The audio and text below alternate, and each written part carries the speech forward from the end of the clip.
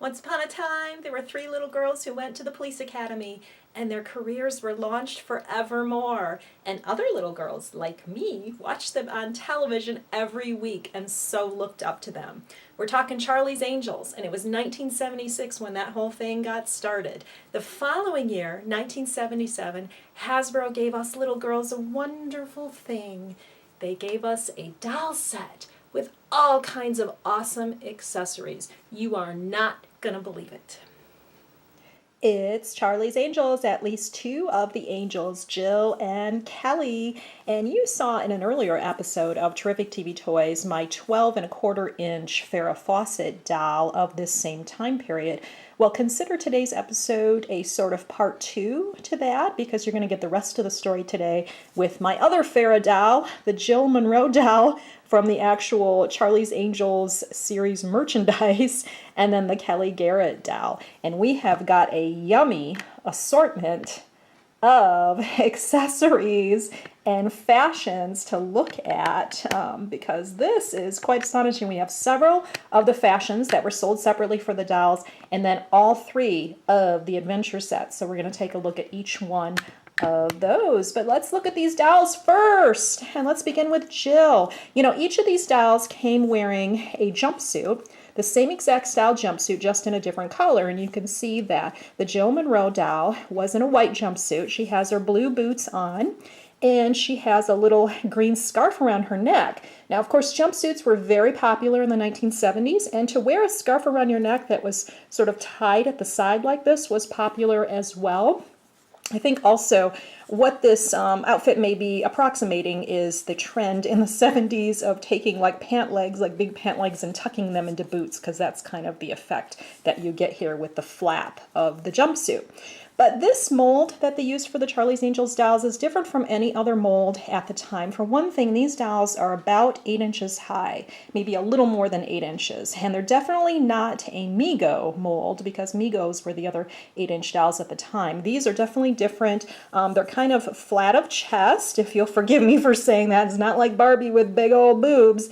And they're definitely thin, because, of course, on the show, oh my gosh, those actresses were very thin. And so it's a different mold, very articulated. My dolls are in great shape. They don't have any of the oozing of the joints that you get in some of these older dolls that you will see in really vivid color in the Farrah Fawcett Mego doll earlier episode that I was mentioning. So these are in really good shape. The hair is not too bad.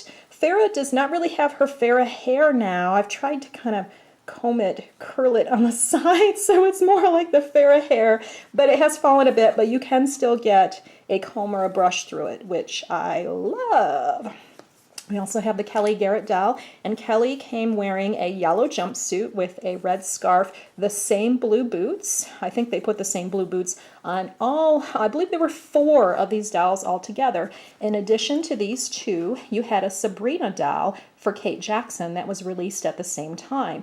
That was 1977 by Hasbro. The following year, of course, the second season of the show, Cheryl Ladd came on and she replaced Farrah Fawcett Majors because Farrah had a contract dispute. She left the show, then she was in a contract dispute, so they replaced her with a character that they called Chris Monroe, Jill's sister, and that was played by Cheryl Ladd. And so Hasbro responded that following year after these, I believe it was 1978, with a Chris Monroe doll. And interestingly enough, when the Chris doll came out, she had this same jumpsuit on, but it was green. And if I went on eBay earlier today, actually I saw a gift pack with what you would call, I guess, the second set of 3 dolls, which would be Kelly, Sabrina, and Chris, to reflect the second season of the show. It was in a gift pack. It was sealed in the box. It's $250 on eBay right now as of press time. Pretty nice. But what I found interesting is that they had the Chris doll wearing this white jumpsuit. So basically she was wearing the white Jill jumpsuit in that gift pack when she was sold separately with the green jumpsuit. But those are the dolls. I will note that the Kelly Garrett character as played by Jacqueline Smith, was the only angel to survive till the end. This show was on 5 seasons from 1976 to 1981. And Kelly Garrett, as played by Jacqueline Smith, was there to the very end. She was the only angel that remained because it was kind of a joke for a while. They had a parade of angels coming and going and replacements all the time. And even Kate Jackson left the show herself. And so Kelly stayed on. Good job, Kelly. Now let's take a look at each one of these fashions and adventure sets. Here is Jill wearing the skateboarding outfit, and this one is directly influenced by the episode called Consenting Adults. It originally aired in December 1976, and it featured this fantastic scene of Farrah Fawcett Majors riding her skateboard as Jill through a park. I believe it was Bronson Park that they filmed that scene at. Bronson Park and Bronson Canyon are very popular filming locations for TV and movies out there on the West Coast.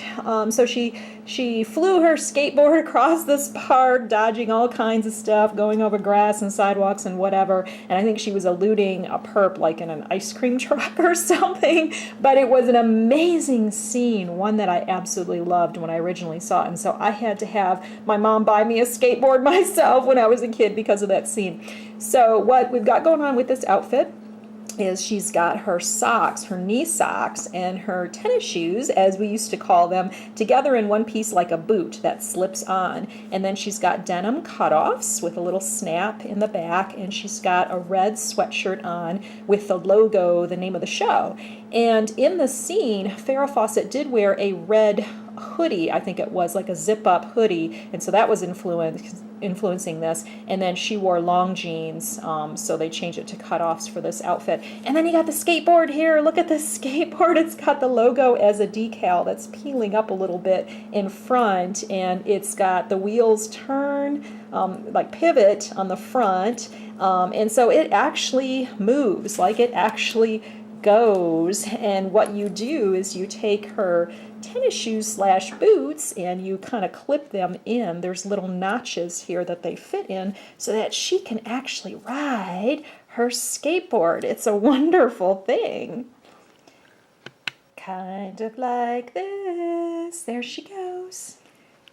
Here is Kelly wearing the outfit Black Magic, and what this is sort of a filmy, glittery, strapless gown, black with silver glitter, with a little, I guess, shawl or sort of a veil cardigan over it, almost like a jacket, and then a headband tied around her head, and the black shoes that are the typical mold for this set of dolls. And it goes down not quite to her ankles, a little bit shorter than that. Jill is rocking out what you would call a peignoir set. This is a gown and a robe with marabou trim in pink. And I am missing one of the, I guess you would call them mules if you're wearing them with a peignoir set. I don't know where the other pink one went. Hopefully it's somewhere around here. Kelly has a gypsy look going on next, and this was another thing that was popular back in the 70s. I remember that gypsy look. In fact, one year for Halloween, I had a Halloween costume as a gypsy with a peasant blouse and big gold hoop earrings and a flowing skirt and all of that. So yeah, definitely gypsy look was popular. This is like a velour, velveteen type material. She's got a satin top on that ties in the front and a little vest with some gold brocade trim, and then the scarf around her head. And it's very cool. This one is called Peasantry. And by the way, I know that because I went to plaidstallions.com and I looked at actual catalog pages of the time that Hasbro released these. You'll see catalog page scans on that website. So go check that out because it's very cool to see these catalog pages again. And each one of these fashions has a name. The last one that we looked at, the peignoir set, was called Night Caper. Next, Jill has gaucho pizzazz. Don't you remember gauchos? Gauchos were basically split skirts. like a pair of pants that looks like a skirt, perhaps from the side. Very wide wale and very cool. And she's got her boots going on with these. These are brown boots. This is satin. Oh, I love satin.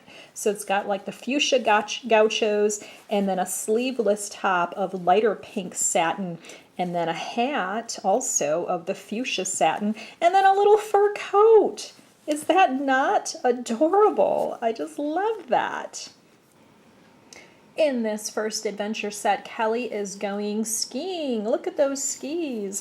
Basically, these little boots that slide on her feet also fit into these plastic skis with notches that are very similar to the skateboard you saw. And then she's got two of these. Actually, one is broken. Got broken over the years. And then she's got all of her accessories to go skiing. And what would happen with these adventure sets? They are basically day to night.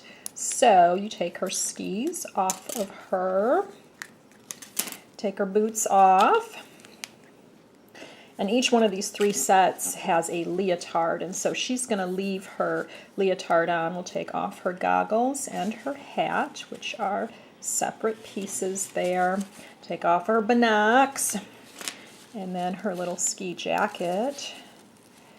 And when we transition from day to nighttime, after she's been hitting the slopes, working her case for Townsend Detective Agency, then she's going to slip into her evening attire. So she has this filmy sort of nylon with silver metallic trim over tunic, maybe? Is that what you would consider a tunic? So it goes over one arm. And it fastens like that, and she has little white shoes that go with it.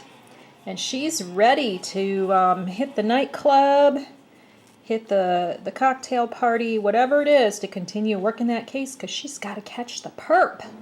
Next up, Jill is having a river race. That's what this one is called. And she's got her yellow leotard on. And this has an actual inflatable raft. It does work. I even got it out of storage again back in 2009 for a photo project. I actually inflated it and had it floating on water in the sink to shoot a photo of it. So it does actually work. It's got just your standard little, where'd it go? That thing to inflate it, just like any other raft. So she's got her leotard on. She has an oar to paddle her raft with. She has a backpack that she can put items in and wear on her back, like this guy and then also this guy. And she did have a radio with the other outfit too. I think this one is called Slalom Caper, the skiing outfit you just saw. That includes a radio also. So as far as day to night, then what she does, and she is supposed to be wearing these boots, by the way. The catalog shot at plaidstallions.com shows the doll with these boots on over this pant leg. I don't know how you could do that without a whole lot of trouble. It's very difficult to get, because these boots are so tight. It's difficult to get that pant leg in there. It actually was even difficult to get this leotard on. This leotard is very tight on the doll. But what she does is she grabs her little nighttime non-river adventure shirt on. This is like a shrug type shirt, kind of like a halter thing. So you put that on with a little bit of fuss. I'm not a little kid anymore, so I'm not as good at this whole thing. Tie that in front, similar to the gypsy outfit that you saw, Peasantry. And so she's got that on. And then also similar to Peasantry, she has this scarf that goes over her head like that. So that is her transition from day to night with River Race. Then finally, in Underwater Intrigue, Kelly has her scuba diving outfit on. So she's got the black leotard. She has a big plastic accessory here with her tank, and then she's got this mask that comes off, and this is pretty well made. It's got the elastic that goes around her head to keep it on, and actually these even disconnect. They disconnect there, and then this part comes out too, and then they disconnect there too, so it helps you to get this gizmo on her, and then these things come off and adjust too. So when she's done scuba diving, in fact, I'm going to see if I can get that back out. Okay, so she takes her backpack off. We'll set that over there. She's going to take these flippers off too. And then she's going to get all gold. This is nice. See if I can remember how to put this on. This is all gold. Look at that. Very nice for her nighttime caper. So I think what we've got here is it ties in the front. Tie it like that, and then she's got this that goes on her head.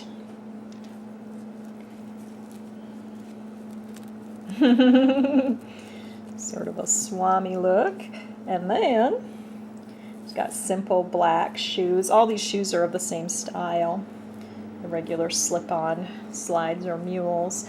She also had this as part of the accessories for the scuba diving outfit, by the way, I guess to defend herself. But now she is off to solve that crime with the evening attire. Just love that. So that is it. What a fabulous set of dolls and fashions. And you know what? I have a feeling that these sold pretty well for Hasbro, because I tend to see these dolls at quite a few shows that I go to, quite a few Comic-Cons, vendor tables. Whenever you have vintage toys at one of those events, you'll generally see one or two of these dolls for sale. So there are a lot of them out there, and you can search eBay too for any of the 4 dolls that we've talked about today. Now, Charlie's Angels aired its last episode in June 1981, and the character of Kelly was key to that episode because she was shot, and it involved reminiscing over past cases, a fitting end to a great series after 5 seasons, and really the end of an era. We'll miss the show. Of course, they went on in later years to do movies starring Drew Barrymore, and you'll even see a newer set of dolls, like 12-inch Barbie-sized dolls, for those newer Charlie's Angels that were in the movies. But these gals will always be the classic, and they'll always be legendary, won't they?